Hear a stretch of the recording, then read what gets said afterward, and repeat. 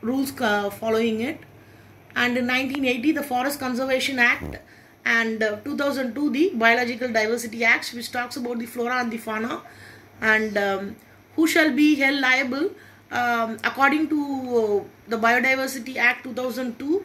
The companies in section 40, government departments in section 41, citizens in section 27. So what are the main aims? There are three main aims for the Biodiversity Act, which it concentrates. The first one is protecting the flora and the fauna, conserving the wildlife and lives in water, and the last one is equitable sharing. So these are the three important things which we need to know. And if you leave the level of biodiversity, there are three types. It is genetic diversity, species diversities, and community, which is ecosystem diversity. Next is the Convention on the Biological Diversity 1992. So why this all starts? Because of this convention, which is globally accepted by 170 countries, and India is a signatory to this convention, and in 1992 we have signed it, so only we are having the laws on this. Then you could know that tomorrow, which is 5th of June, is considered to be the World Environmental Day. So protection of environmental and its sustainability is one of the important goals for the United Nations as well. So last, you could see that in the state of Tamil Nadu there is a ban for fishing in the month of May, because that is the mating seasons, and you also have like turtle conservation for the protection of green turtles, and you have something called turtle walks, and that is, this turtle walks is nothing but leaving the small turtles into the sea. And all these conservation is also in the southern Asia, which is in Thailand also.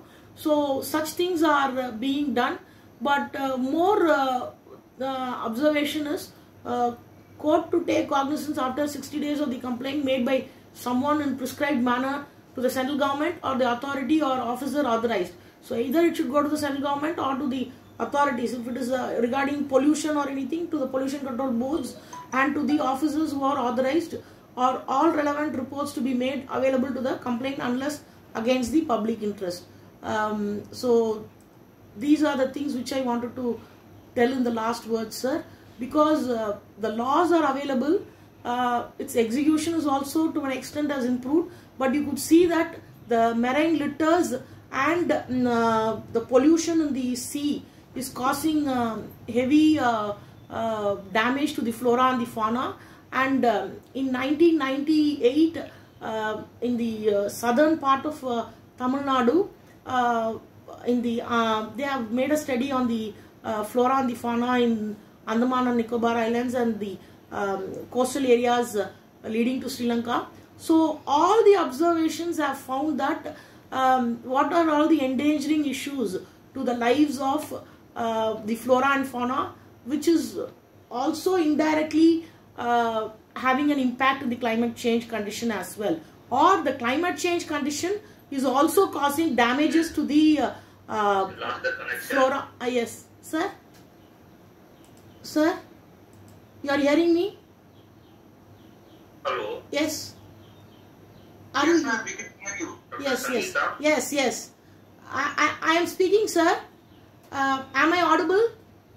Can I continue? Hello, Maria. Yes. So. Yes, sir. Yes, Dr. Birpal, sir. Yes. So. May I address you? So the last part, you could see that. Hello? Yes. So. Mr. Birpal, sir, am I audible to you? Hello? So this is the last part which I wanted to tell. The courts to take cognizance after 60 days, and all the reports should be available to the complainants of public interest. Sangeeta, Yes. Can you just please pause for a minute? Yes. Again? Yes.